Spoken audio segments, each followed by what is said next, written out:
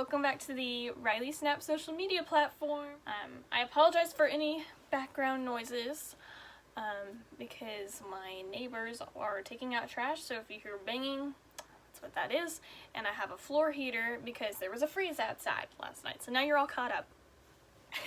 Today I wanted to talk about dating and waiting, and more specifically, why do we rush into this? As teenagers, there's this social norm to date somebody. You know, you get a little crush on someone, oh, are you gonna ask them out? I don't know.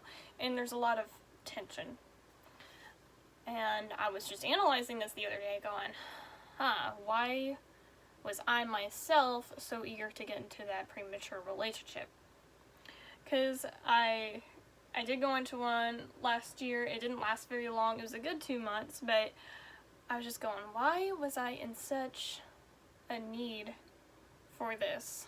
And I think what really happens is we just get so, there's this empty hole inside of us, if you will, and you try to fill it with short-term affection, which could be a friendship, it could be a boyfriend, it could be a girlfriend, or even just somebody you look up to, and you start really clinging onto them and attaching all of your emotional feelings onto them. So, which gives them complete control of your heart, if you think about it. It's like you, okay, hello person I just met, here's my heart. If you don't text me back right away, I'm going to hurt a lot over it. You know, and there's just this sense of clinginess that we become whenever we're settling for short-term affection. So I wanted to maybe just do some analyzing here, and I want all of you to tell me your experiences in the comments.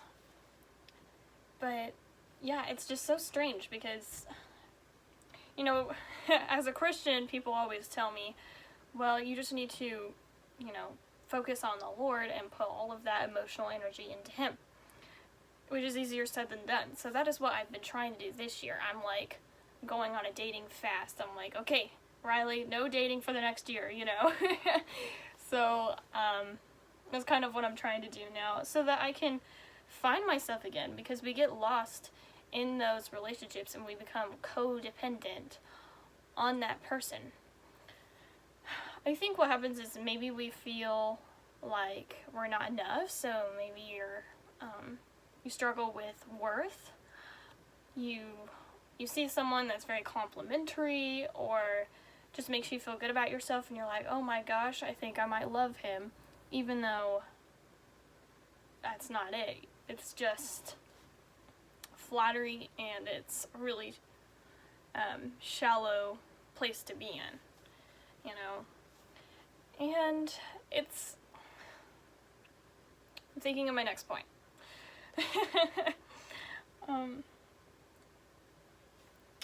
We get so caught up in these relationships that we neglect the need for God. So we not only lose ourselves, but we lose sight of what's really important sometimes. So instead of putting all of our worries and concerns on God, you're looking to a human being, another flawed human being, and going, take care of me, please. And then the relationship's bound to end. Sorry, my video camera cut off. I like to describe a codependent relationship. This is how it was explained to me.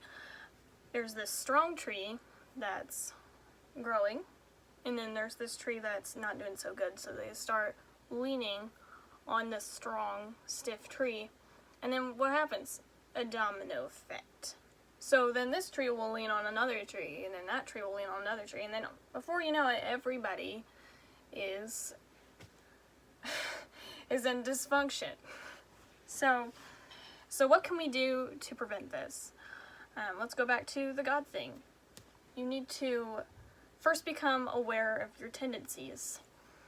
There's many ways to do that. I used the Enneagram to help me a lot. Go check out my last video on the Enneagram 4 and stress if you want to kind of see what it's all about. And go search for basic Enneagram stuff. That really helps. It's a great tool to become self-aware and be able to recognize whenever you're a place of unhealthiness. So I use the Enneagram for that, and it helped me go, okay, so I stress, like, I get all clingy to somebody if I don't feel like I'm getting the attention I need or whatever. I start clinging on to somebody else and expect them to have it. Okay, well, God, can you help me with this? And I sort of felt this need to step back and go, okay,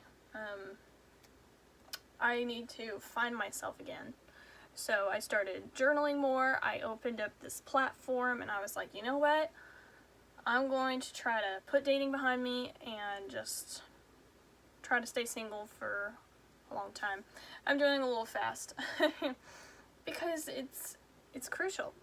And I'm trying to be able to rely on the Lord so that I don't end up falling like that leaning tree and then bringing somebody else down with me. Because that kind of expectation is just unreal for somebody. So I would recommend managing your expectations big time, because if you meet a human being, they're going to mess up. They're going to make mistakes just like you will, inevitably. And you have to be able to give each other grace to mess up and then forgive them, but you also need to know where your boundaries are. Like, if somebody physically abused you, yeah, break up, block, whatever. Like, don't even. Or sexual abuse, verbal abuse, all of those things are up on that scale. You know, if you are dating somebody that's abusive in any way, you need to cut ties. So, more on the topic of abuse, I'm sure I will talk more about this later. What happens is, maybe even you get a boyfriend that will do something abusive, you know, yell at you, or, oh, there's a kitty cat. Sorry. Like, he'll yell at you, and then the next day he'll come and buy you some flowers. That is called love bombing. It's whenever, they do just enough kind things to keep you in the relationship, but also continuing to do bad things. So do not give somebody that permission. That is really important. And then you just need to give it all to the Lord, and go, God, what am I needing? And He'll show you. He will show you. Sometimes I recommend getting out a journal and just writing down whatever you feel He speaks to you about. If you're having trouble hearing God's voice, I will be making a video about that soon. Once you become self-aware, it's important to actually go out of your way to make those changes. I had to set up the camera again because my iPhone storage is running out. But anyway, that's what you're wondering about. So once you become self-aware, you need to even quit certain things to find yourself. You may need to try out new things, and starting to put your trust more in the Lord than on human beings. So in conclusion, don't date anybody abusive. Love bombing is a pattern of nice, bad, and managing your expectations, knowing that the person you're dating is not perfect, you're not perfect, and you're both gonna mess up at some point or another, and just knowing when to quit and when to stay, and starting to ask God, okay, I know He did this, He really seems sincere about it, you know, and even if they are abusive, it's important to forgive them after the relationship is over, because the forgiveness will only destroy you if you don't give it to the Lord, because the Lord cares about that person even if he did abuse you in some way. So for my situation, it was not abusive. It was just we didn't have tons in common or anything, so I'm not saying I definitely was abused, but okay, that concludes the video. I hope you all got some insight out of this, And definitely go subscribe to my channel for more content like this. Ring the bell, comment down below your experiences and if this helped you. And I will see you guys next week. Goodbye.